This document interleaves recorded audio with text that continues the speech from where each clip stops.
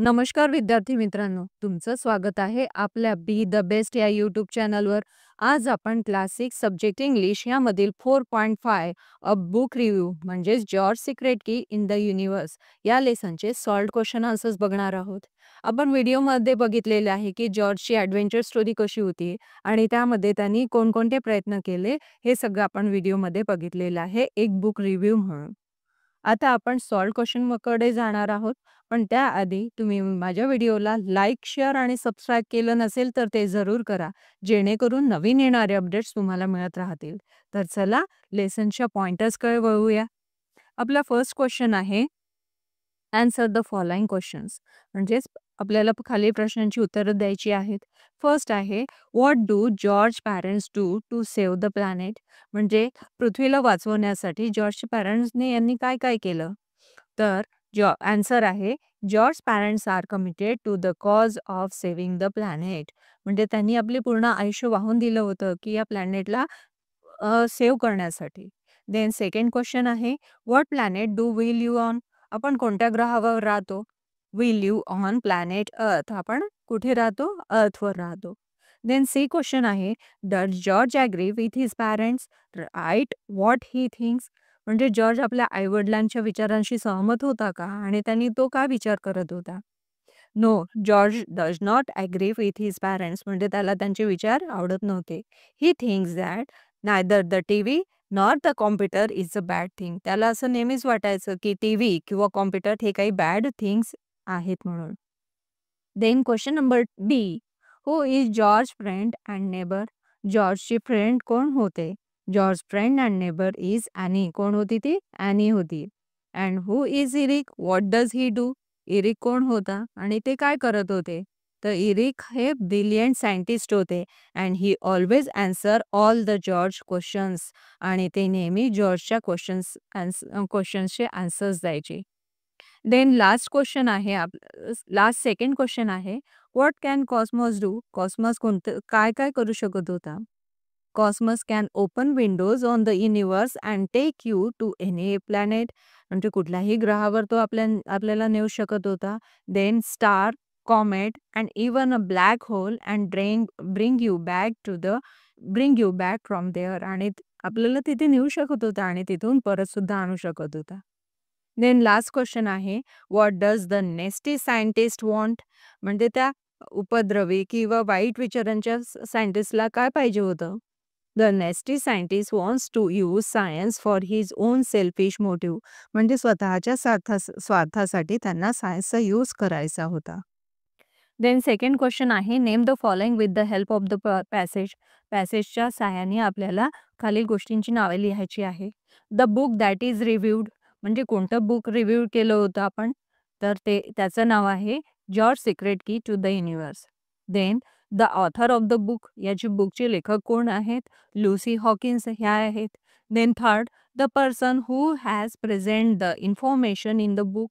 म्हणजे कोणी ही इन्फॉर्मेशन इथे प्रेझेंट केलेली आहे. तर कोणाच्या मदतीने आपण इन्फॉर्मेशन इथे कलेक्ट करू शकलो तर ते आहे सायंटिस्ट स्टीफन हॉकिन्स आहेत.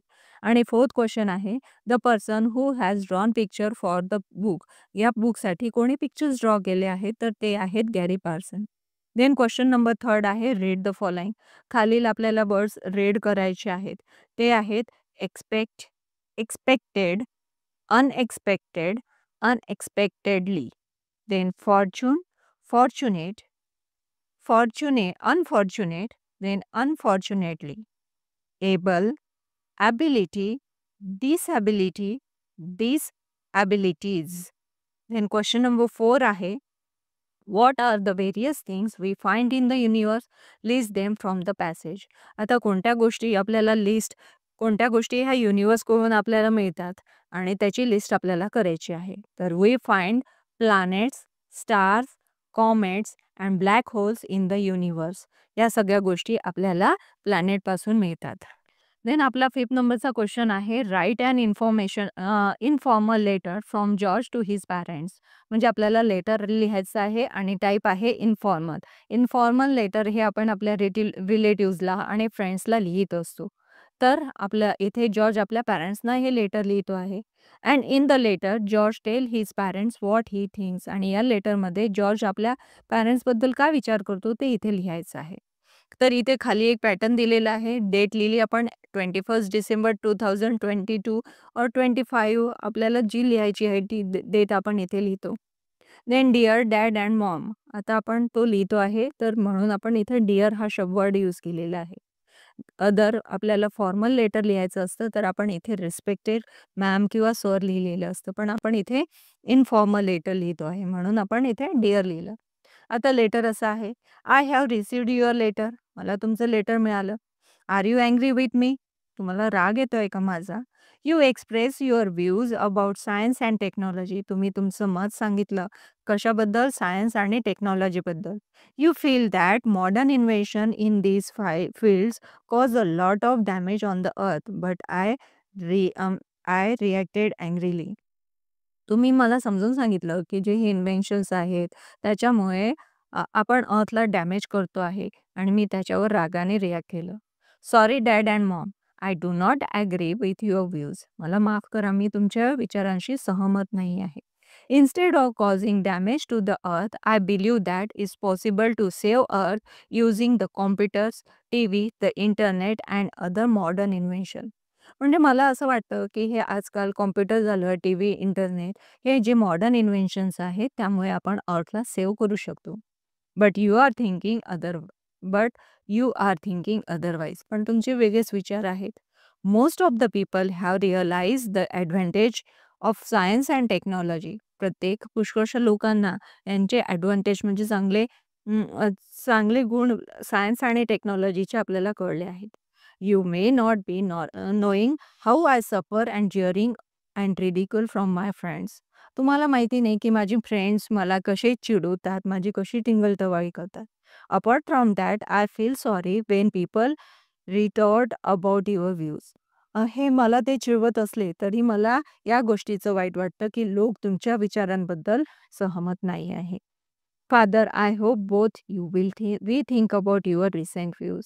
Many many regards. म्हणजे मला असं वाटतं की तुम्ही तुमच्या विचारांबद्दल पुन्हा विचार कराल, तुमच्या गोष्टीबद्दल तुम्ही पुन्हा विचार कराल असं मला वाटतं. इथे हा एक छोटासा पॅटर्न दिलेला आहे. तुम्ही अशा प्रकारे वेगळा सुद्धा इथे लेटर लिहू शकता. आपला 6 नंबरचा क्वेश्चन आहे. Hold a debates on the following issue in your mother tongue and then write the main points in English. म्हणजे खालील पॉइंट्सबद्दल आपल्याला मदर टंगमध्ये लिहायचं आहे आणि त्याचं डिबेट करायची आहे, चर्चा करायची आहे. फर्स्ट आहे, is science and technology good for us? आपल्यासाठी चांगलं आहे का सायन्स अँड टेक्नॉलॉजी? तर त्याचे मेन पॉइंट्स असे होऊ शकतात, हो, येस, ते आहेत. Then various inventions have a lot of advantage to the world. खूप सारे इन्व्हेन्शन्स आहेत, त्याचे फायदेच झालेले आहेत. Good facilities for the production, आणि ते फॅसिलिटी प्रोडक्शनसाठी कोणते होऊ शकतात ते पण इथे आपण लिहू शकतो. देन सेकंड आहे, कॅन वी अवॉइड इलेक्ट्रिसिटी? आपण इलेक्ट्रिसिटी अवॉइड करू शकतो. Cannot avoid electricity. Much needed source of energy machines, instruments and other operators and home appliances run on electricity or lights. म्हणजे आपण अवॉइड नाही करू शकत इलेक्ट्रिसिटीला, कारण की आपले पुष्कळसे सोर्सेस झाले, मशीन झाली, इन्स्ट्रुमेंट झाले, हे किंवा घरामध्ये यूज होणाऱ्या जे इक्विपमेंट्स आहेत, आपल्या होम अप्लायन्सेस आहेत, त्याच्यासाठी सुद्धा आपल्याला इलेक्ट्रिसिटीची गरज असते. देन थर्ड पॉइंट आहे, what are the major problems in today's world? आजकालच्या जगामध्ये महत्त्वाचे प्रॉब्लेम्स कोणते आहेत? तर major problems in the world are, then global warming झालं, पोल्युशन रिलेटेड, म्हणजे पोल्युशन कशासंबंधी असू शकतं? एअर, वॉटर, नॉईज पोल्युशन सुद्धा असू शकतो. देन फॅक्टरी वेस्ट, जे फॅक्टरीपासून वेस्ट जातं त्याच्यासाठी पण म्हणजे हे सुद्धा प्रॉब्लेमच आहे. Then terrorism, then environmental issue, increases in diseases like cancer, heart attack, then obesity, diabetes, हे सुद्धा आजकालच्या जगामध्ये वाढणारे प्रॉब्लेम्स आहेत. देन आपला 7 नंबरचा क्वेश्चन आहे, note the following points which are use to write a book review. Book review करण्यासाठी आपल्याला खाली काही पॉइंट्स दिलेले आहेत. नेम ऑफ द बुक आपल्याला लिहायचं आहे. Then name of the author, name of the illustrator or artist who draw pictures म्हणजे कोणी पिक्चर्स ड्रॉ केले आहेत. What the book is about book कशाशी संबंधित आहे. And your opinion about the book आणि तुमचं मत काय आहे बुकशी संबंधित. तर using the above points try to write a simple book review on any book of your choice in about 10 to 12 line. म्हणजेच हे वरचे जे पॉइंट्स आहे त्याच्यावर संबंधित त्या पॉइंट्सला घेऊन आपण दुसऱ्या बुकचं बुक रिव्ह्यू कसं करायचं ते लिहायचं आहे. तर इथे आपण घेतलेलं आहे श्यामची आई म्हणजे हे मराठी पुस्तक आहे. The book of my choice is श्यामची आई हे आहे. श्यामची आई हे पुस्तकाचंच नाव आहे श्यामची आई. The book is in Marathi लँग्वेजमध्ये आहे ते. It was the most popular novel and was equal loved by children and parents.